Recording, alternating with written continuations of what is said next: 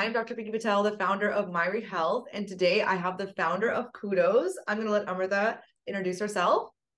Thanks so much, Pinky. So happy to be here. My name is Amrita Saigal, and I'm the founder of Kudos Diapers. We're a new disposable diaper brand on the market. And what makes us truly unique is that we are the only disposable diaper where your baby's bum is sitting in 100% cotton all day, not plastic. We have 4 times more plant-based materials than any diaper on the market. And we're really focused on high performance, making sure your kids, especially those with sensitive skin, do not have redness, rash, and are able to keep all the diaper contents in all night, hopefully allowing you to get better sleep at night. Thank you so much. Yeah, so I met Amrita. She didn't even have her daughter yet, who's, I believe, 6 months, right? Yeah. Yeah, so I met her, obviously, Founders Talk, and so I was pretty impressed with what she was building. I already had one daughter at the time, Karishma, and I was very aware as to like what I was putting on her body in terms of like even just skincare products. And that really opened my eyes. And whenever she gave me some stats about how diapers were manufactured, what were actually in the contents of the diapers we were using, it really opened my eyes to a lot of things that I didn't really think about. But today we're going to dig into motherhood, and she's a new mom. She's 6 months old, right? Yep, 6 months. Yeah. And so you guys know I'm a mother to a 6-year-old and now a 3-year-old. So a little bit more further along than she is, but we're just going to dive in, have a conversation about postpartum motherhood and kind of like what led us to building these businesses. So let's just start with Kudos first. You started Kudos before you had a baby. So explain, generally whenever I talk to moms that are founders, they're like, oh, I found a problem in my motherhood experience, and that's why I developed this. So why diapers before baby? Yeah, diapers came many years before babies. I actually come from the manufacturing world of consumer products. My background is in mechanical engineering and manufacturing. I went to MIT and where I studied mechanical engineering. And then I joined Procter & Gamble right out of college, working as a manufacturing engineer. So working to design equipment to manufacture a number of different brands, Always pads and Gillette razors. I left P&G to start my first company in India called Sapi Pads, making biodegradable sanitary pads out of waste banana tree fiber. And that fortunately has grown to become a leading eco-friendly sanitary pad brand in India. So I think something about me is that I think the mechanical engineer and material scientist in me is always like looking at product and saying, okay, how can we make this better? What can we do differently without compromising on quality, but how do we make it more sustainable? And as I entered my early 30s, this was about 4 years ago. As I entered my early 30s, and my first wave of friends started having their kids, I kept hearing a few things about diapers.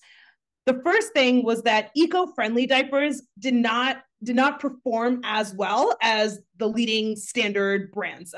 People thought they weren't as good quality, and they just didn't perform at that same standard.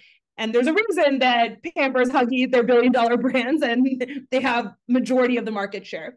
That was problem one. And then problem two that I kept hearing from friends is that the green brands were not really as green as they thought they were, meaning that if you look at the majority of the eco-friendly brands, yes, they don't have added dyes, chemicals, fragrances, perfumes, which is absolutely a step in the right direction.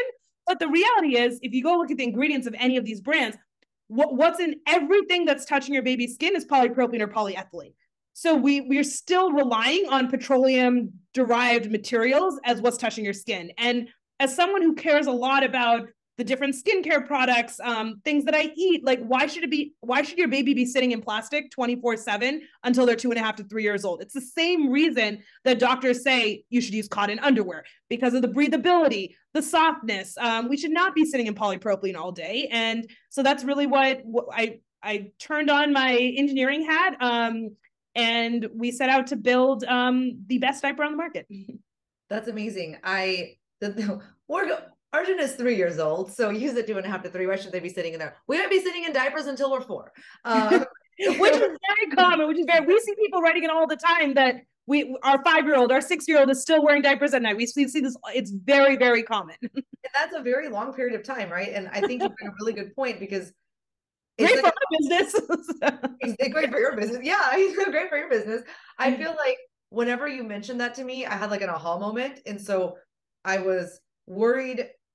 I was so self-aware. I was like, what I was working out through my pregnancies. I didn't paint my nails. I was like, I was just totally like, total, like, I guess less is more for me in pregnancy. And I was like, I did all these things, for my baby. And then it's like when they come out, you're like, they're only going to eat organic. And they're like, then you're feeding them McDonald's French fries 3 years later. But at the end of the day, it's like we focus so much on like what we feed them, what we do in pregnancy, the bubble bath we're using. And then it's like, wait, I didn't even think about like what they're sitting in all day, right? I mean, and there's a lot of data. I mean, we have like a pediatric allergist on our advisory, and she's always talking about that, like when you have prolonged exposure to plastic all day, every day, like that can lead to, I mean, it can lead to delayed contact dermatitis. You have VOCs and phthalates that are being absorbed into the skin. And I think the biggest thing is like more than 50% of babies, I'm sure with Karishma and Arjun, you face diaper rash and redness, as has like every parent. And there's a number of different reasons why diaper rash can occur.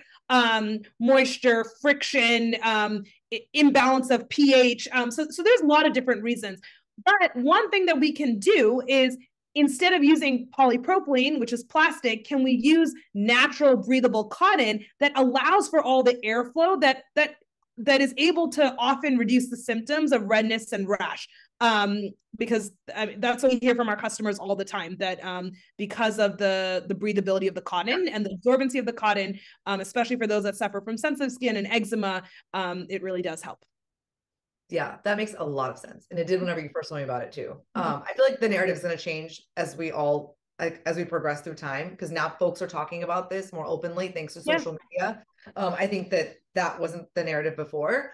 And people are also very cognizant of like what the regulations are in the US versus like Europe, right? And like what we're exposing our kids to. So let's jump into like postpartum. I feel like you were in the baby space because of obviously your business, and then you had your own baby. What was like the most shocking part of postpartum that for you? Yeah. I think for me, I mean, I had a lot of friends that had struggled with breastfeeding, but somehow you always think going into it, it's going to be easy and it's going to work. And I took one breastfeeding class. I met with like a few lactation consultants at the hospital, and I was like, this is going to be great. And then it was terrible. Avni was born. My daughter's name is Avni. She's 6 months old now, and she was born a little bit early, and at 36 weeks, and so she was never able to latch, and the breastfeeding thing just never ended up working out. And I don't think I realized. So then I quickly moved to exclusive pumping, and I don't think I quite realized like the mental toll that that takes. I was just sitting up in the chair in my room with my door closed, like 6 to 8 hours a day, pumping, washing the pump parts, sterilizing. And I developed a very, very rare condition called hydritis suppurativa, where I just developed all these cysts and boils in my breast area and in my C-section scar area that I had to keep getting these like weekly steroid shots. So the things that are like, like I'm very, very fortunate and very blessed that Avni is a beautiful, healthy, happy baby. But I think the struggles of the breastfeeding and pumping were just a lot more than I ever imagined. And then I ended up quickly stopping that and moving to formula full time. And I think my life became a much, much, much happier situation. So I think that was the biggest thing that I think, no matter how many times everyone tells you you're prepared for it, I don't think I was. Yeah. And I think that I also took a breastfeeding class. I had a doula, and I went home, and everybody kept saying it was not supposed to be painful. And I was like, they're like, oh, if it's painful, you're doing it wrong. And I was like, there's no way. I was like, every time this baby latches, I want to throw it like a football. Like I was just like, like it was just hurt so much. And I was like, great. So now I feel like I'm not doing it right because everyone's telling me I'm doing it wrong. And I was like, they're like, which way? So I remember just crying in my rocking chair, and someone was like, they gave me a card for a lactation consultant. I was like, yeah, I'm going to pay $200 an hour to make this stuff, because you feed every 2 to 3 hours, right? And then if you don't feed and you want to pump, you also have to pump on top of it. So I'd feed, and then I would pump to drain, and then it's like it's a full day's worth of work. And I think that no one ever tells you that, like, hey, if you want to make milk for your baby, someone needs to give like these women a reality check. You have to empty your breast. So even if your child sleeps for 8 hours, and it's not going to in the beginning, wake up, right? wake up. But even if you get that 6 hour stretch, you're going to wake up engorged, or it's going to not be like you had a condition that you didn't even know probably existed. clogged ducts, and then I had mastitis, and then at some point you're like, I couldn't. And then all the antibiotics they wanted to give me, I couldn't do while I was pumping. So then, yeah. And yeah. So I agree with you on the breastfeeding. I feel like that's the one part of postpartum that nobody could prepare us for. I feel like with Myri, we're in Q1 of next year going to open the gates for the end of pregnancy so that we can empower our mothers when they're sitting at home and kind of like nesting, if you will. I feel like there's so much time spent in like, ooh, the onesie and the mattress and the decorating. And I'm like, let's just take an hour of your day and talk about what breastfeeding might be like. And no one can prepare you, right? Like, no one can prepare you. Right? They're going to latch, but they can at least, I feel like there's a little bit of preparation that we could do that nobody talks about. And it's like the sleep deprivation. It's like not telling them that you're never going to sleep, but it's like, just be prepared for all of this if you want to be able to nurse. Or even like the stigma. I feel like it seems like you had a pretty good relationship of like picking up the formula when you're like, all right, you seem to know when you were like, it's time to cut this off. This is not sustainable for me or my mental health maybe, and I'm moving to formula. But a lot of moms, like even I struggled, like I turned my faucets off, if you will. Yeah. I pumped enough for the whole year for both of them. Oh my God. God bless you, Pinky. so I nursed, and then I was never the mom that was like, I love this so much. That was not me. It was like, I like to have my body. I would like to have my own body back to myself and then like get this over with. So I would just like, I would increase my milk supply. Try not to get mastitis. I got it a few times, but it's not in your hands. Like if you have mastitis, you have mastitis. No one talks about how painful that is. Oh, no one talks about painful that is. But seriously, I have so much respect for anyone who's able to like. It didn't work out for me, but I have so much. I mean, it is a huge time commitment. It is not. I mean, it takes away from your workday. It takes away from. I mean, or you could be like working and you're like, oh, you know, they just don't know. Like even if you're in healthcare and you're physically out there, like I know so many incredible women who are healthcare professionals who are like in their hospital units in the corner, like sterilizing during COVID. Like that's a whole nother conversation. But like I was like, I'm done. Like I had to come to terms with the fact that I am not that woman that just loves like just nursing. And so I was like, I'm giving you guys this milk, I'm freezing it, we're done after 6 months. I don't want to deal with this.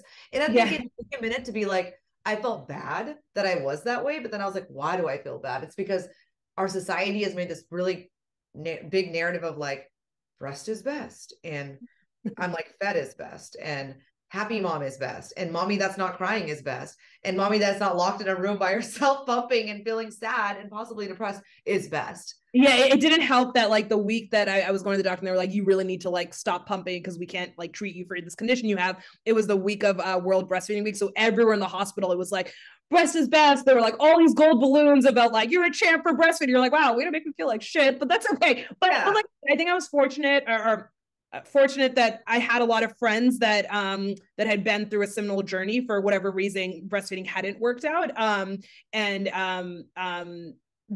so their encouragement to switch to formula earlier, I think was great for everyone. And you had like a community, if you will, in your own, like you seem to have a lot of mom friends that I mean I am in the baby space, and I would say that I would say I would say like a handful of my friends had their first baby a couple years ago. So that definitely would be different, right? If you weren't in the baby space and you didn't have. If I was the first one in my friend group to have a kid, I think it would have been a much more difficult journey for me to get to formula as quickly as I did.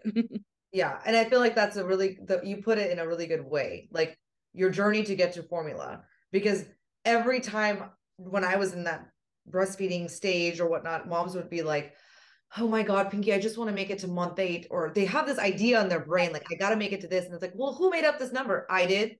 So why are you being so hard on yourself? I don't know. That I don't know translates to I feel pressure from everybody around me. And it's just like, and then there's all like the AAP guidelines that are like, you should breastfeed till now. What they updated to 2 years? Okay, 2 or 3 years.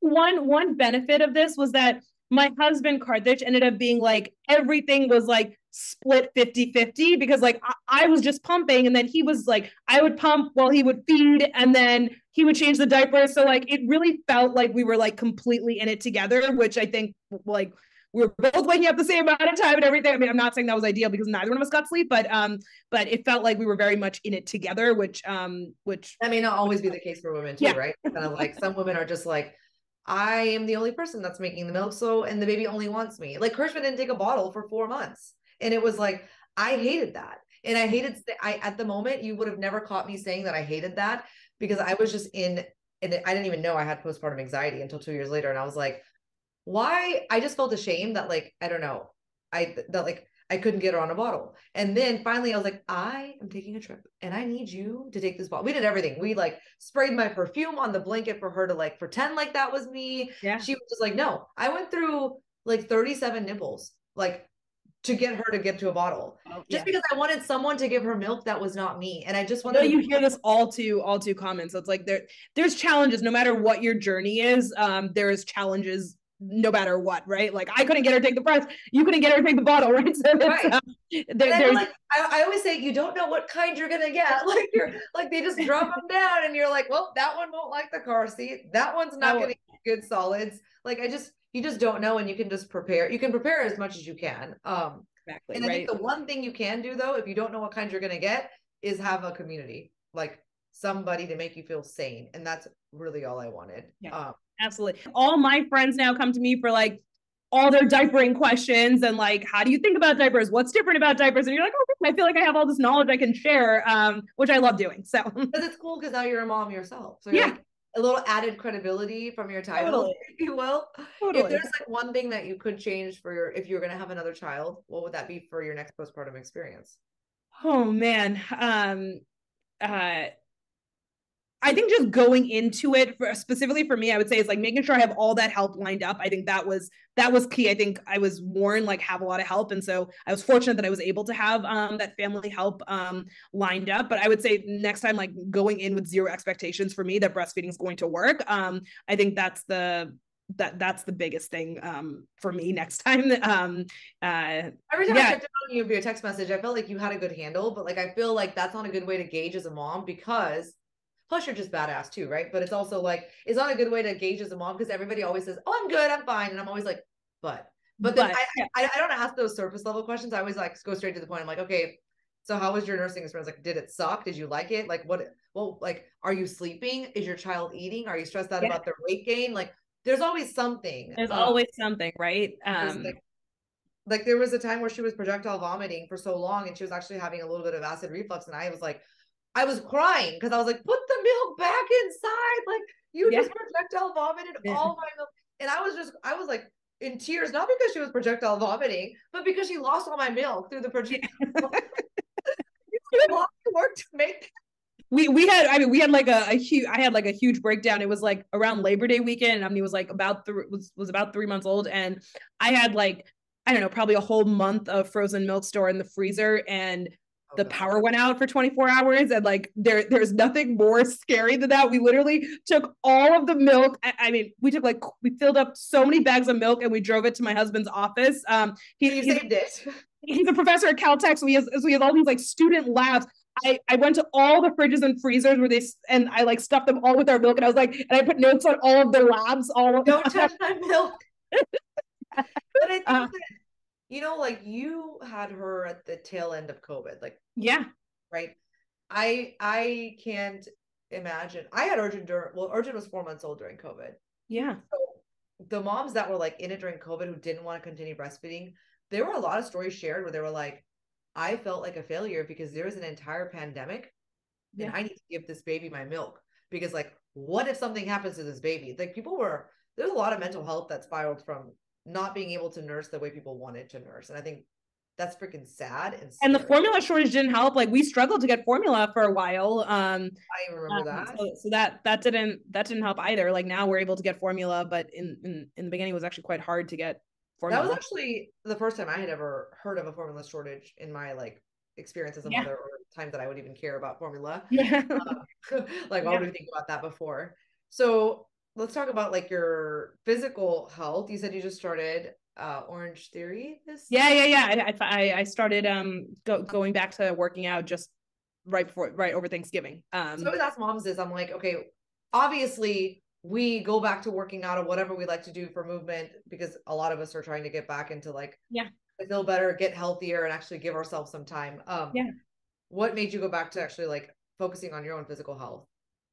I think my journey's been a little bit like, we ended up actually doing IVF to get pregnant, which is another whole thing. And I didn't realize that.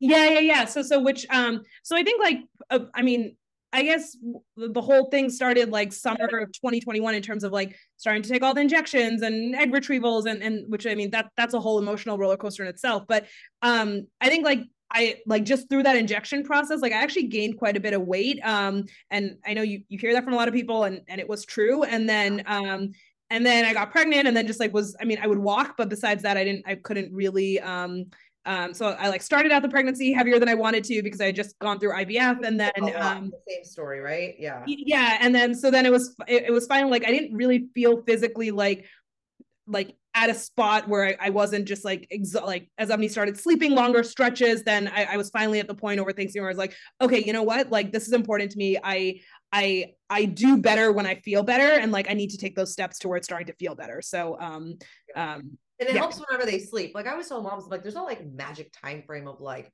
you got to start working out. Like I feel like whenever Myri previous to the snapback, it was one of those things where it's like it's a full circle. Like when people ask me, oh well, like physical health, I was like it's not separate. I was like it's all together. I was like whenever you feel better, you look better, all those things, it's all related. And I don't think that I think that sleep also is important. So why like I think rest is not emphasized enough, and so we can't exactly. It's hard to get that rest, right? There's no more sleeping in on weekends or sleeping in if you're They wake up at 7 o'clock every day, if not 6:30, and so it's like they don't understand that like it's the weekend. They have no concept of time. No concept. It's like hey, you're missing out on sleeping in. Enjoy it. Right?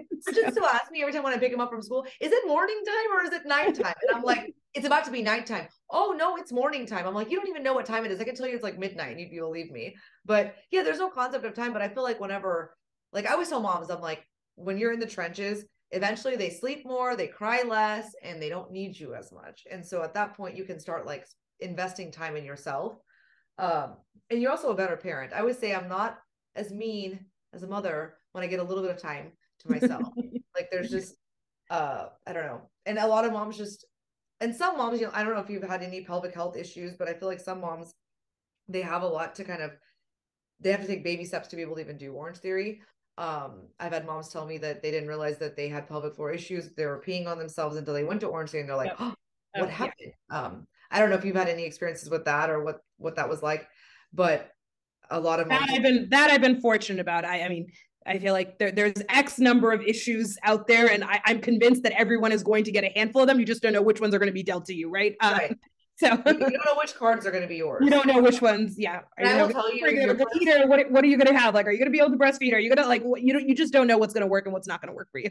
Yeah, and I feel like just because you had an experience with the first one that went a certain way, that the second one is like a whole other story. It's like a gamble. You don't usually get two of the same. You don't. Yeah, that's what I've heard. So you might get another type the next time around. We definitely did. What was your labor and delivery experience like? Like, was it what you imagined it to be, or was it? No, not at all. And I feel like that's the story for the majority of people. I actually in 2020 had a fibroid surgery. I had like a huge 16-centimeter fibroid that I had to get a myomectomy. Like honestly, it was like a mini C-section to get that removed. And all the things that you do to try to maintain your body to get a baby, right? To get a baby, right? And then so because of that, and during that, my uterus had actually ruptured, so they had sewed it together. So then I had to have a scheduled C-section at 37 weeks. But you already knew that walking into your pregnancy. Yes, I knew that I was going to have a scheduled C-section at 37 weeks. But then, at like 36 weeks and a couple of days, I like wake up to these like super, super sharp pains. And this is actually the best part. I was like, oh, maybe I just like didn't eat a big enough dinner. I don't know. I definitely have I am, my guilty pleasure is eating Cinnamon Toast Crunch, as any of my friends. So it's like 11 p.m. I did eat that. And I stuffed my face with 2 large bowls of Cinnamon Toast Crunch, and I was like, oh, that's good health. And I go take a hot shower. I was like, this could be worse. So then we like go to the hospital, and they were like, this baby's coming now. Wait, this was at 36 weeks, like before? Yeah. This was before my scheduled C-section. And then they were like, "What? We're gonna do a C-section right now." They're like, "When did you last eat?" I was like, "Well, I just stuffed my face with Cinnamon Toast Crunch." They were like, "Well, we can't like do a C-section because you just ate." I was like, "Because of Cinnamon Toast Crunch, I have to sit here in pain for a few more hours." Anyways, they ended up doing the emergency section a few hours later. I'll never forget that. And unfortunately, my uterus had ruptured, and that's where all the pain was coming from. So then they had to sew up my uterus. I had like a so your uterus ruptured. You're sitting in like the hospital. You can't get in because you ate too much cinnamon toast crunch, and they can't operate on you. And then they operated on you with a uterus that was already ruptured. Yeah, it was like a 4-inch tear. That the whole point of doing the scheduled C-section 37 weeks was to avoid the tear, and then so that was my story. Every story is different. So nothing like I had planned. I did not think cinnamon toast crunch would become a key pivotal ingredient in my delivery. Evie would have been born a few hours earlier if I had eaten those 2 bowls of cereal. So maybe that'll be her favorite cereal. We will never know until she's a little bit older. So then your C-section, like, was she handed to you right after? I feel like she was handed to me right after. And then we ended up spending, I guess, like 4 or 5 days and 3 or 4 days in the hospital. We got in Tuesday night, left Saturday, and then the challenges of all the feeding started. Went to like 6 lactation consultant appointment, and at some point was like, okay, this isn't going to work. So let's just 6 lactation consultants. We actually just like, we say it so lightly when we go through all this trauma of like feeding them, like, oh, I went to 6, that didn't work. It's like the act of doing all these things in an incredible. The big thing was just like figure out how to get out of the house with. I think in those first week, I was like, how do I get out of the house? Like, I didn't quite understand how difficult that was. And then, like, for the appointments, they were like, she needs to be hungry. So, like, timing that she had to eat it, like, it was. So you're like timing their hunger, which from an individual who does not speak. And in those first few weeks when they're like newborn, sleepy all the time, like making sure they were awake and just like, so it was a whole thing. It was a lot. And like, they fall asleep and they're like, put ice on their toes. And I'm like, she keeps falling asleep. They're like, only 20 minutes on one side. And I'm like, but she keeps falling asleep and it's been an hour. And so it's just, to me, the biggest mind-boggling thing about all of this is I think both of us are health literate, right, to some degree. We like know what to expect. It was like, wait a minute, I just got done with this like delivering this baby thing, and you had major surgery, right? So like, the biggest part for me that's hard to digest, and it will always be, is that a C-section is major surgery, and you have no rehab or recovery for it. You're just like, here's your baby, here's your body, here's your sewn up uterus in your case. Goodbye. And then when you get like a knee replacement or like a hip surgery, it's like, here's your 6 to 12 week rehab plan. And then you get all these other things. And I'm like, what about us? Like, there's like, I just feel like it's just like a crap show, like the way that it kind of happens. And that's really important. The things that Myra is doing, right? I think you guys are shedding light on a lot of these important issues that really need to become top of mind for everyone. Well, for me, it's just the craziest part was like, wait, I just gave birth to this baby, but now I have to figure out how to get out of this house with like 7,000 things that she needs. In her first appointment with the pediatrician 2 days later, but like nobody sees me. And my first appointment wasn't until 6 weeks later, right? Like, right, so our first appointment, which is our big thing, is like our first appointment is at 6 weeks. Their first appointment is at like 2 days, and you follow up at 7, and then you follow up again, and then we get nothing. And so I just found that whole experience to be really, really. I remember asking, I was like, "Am I going to get seen?" They're like, "Unless something's wrong, no, just come in at 6 weeks." You're like, okay, like, but then you just say okay because you don't know what else to think. Like, you don't know what else to do. Yeah. And when I started challenging the narrative is when I started learning that in Europe, like, you get 10 government mandated PT sessions. Someone comes to your house to make sure. Are you serious? Yes, 10 government mandated physical therapist sessions before you're cleared for exercise. They come to your home. They do like rehab techniques with you. You don't have to leave your house. I don't even think I can process this. Like, I'm gonna go read all about this. Oh my god. Okay. It's like there's a book. It's called like French Women Don't Pee on Themselves, and that's what started my whole this whole, I guess, journey for me to recognize. I was so obsessed with anatomy and physiology and like personal training, and I'm a specialist in pre and postnatal fitness, but I was like, wait, I don't understand. So I was like, wait, so we are all going to experience all these things, and you guys don't have to experience it because you get someone sent to your house. And even beyond that, like, I just felt like challenging kind of the narrative because it was not happening everywhere else. But thank you for sharing your story. I feel like now you're on the other side. So when I met you, I was a new founder and you were already a founder. And then whenever you met me, I was already a mother. So now we're both yes. kind of in the same boat, but converging now. Converging, yes, learning together. Well, thank you so much. I feel like great to chat with you. Yes. Where can everybody find you? Kudos. Website mykudos.com. That's where you can get our diapers. Instagram and all the socials is kudos to baby, KUDOSTOBABY. And then my personal Insta is Amrita Saigal. Yeah, and we'll share all of this so everybody can have it as well. And you guys can try some of our amazing diapers. But thank you so much, Amrita, for your time. Thank you. Bye. Bye.